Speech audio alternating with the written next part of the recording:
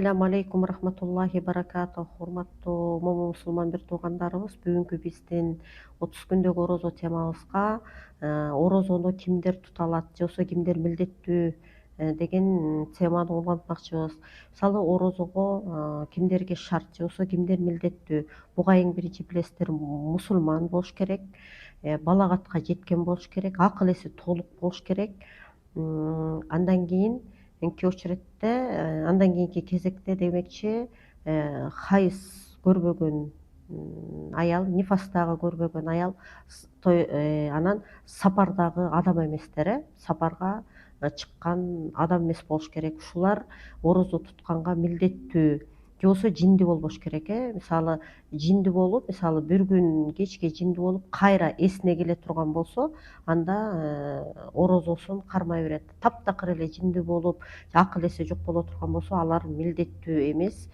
Андан кийин эң кары картаң, аябай картайып калган адамдарга, карылыгы жетип, аябай картайып, баягы күч кубаты алсыз болуп калган адамдарга орозо милдеттүү эмес. Анан оорукчандарга милдеттүү эмес. Хронический оорулары барлар, баягы тамаксыз тура албагандар, абдан оорукчан болуп, баягы оорусуна мындай оорусу айыга турган деңгээлдеги адамдарга милдеттүү эмес. Мисалы бар да, кээ бир оорукчан болот, бир 10 күнгө, бир 10 күн же 4 күн же 5 күн ооруйт, андан кийин жакшы боло турган. Мисалы укол алып же дарыланса кайра жакшы болот. Алар тутуп бергенге милдеттүү, алар казасын тутат. А жанагындай хронический оорулары бар, таптакыр айыгууга мүмкүнчүлүгү жок оорукчандар бул милдеттен кутулат. Бирок аларды билесиздер, ар бир күнкүгө фидиясын төлөп турат.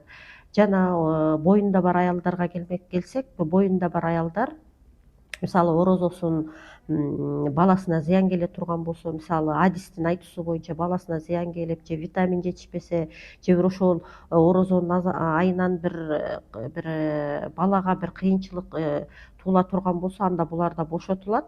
Бирок орозо баягы бала төрөлүп, баягы өзүнө келип, аял киши өзүнө келип, күч кубат алгандан кийин орозосун тутуп берет.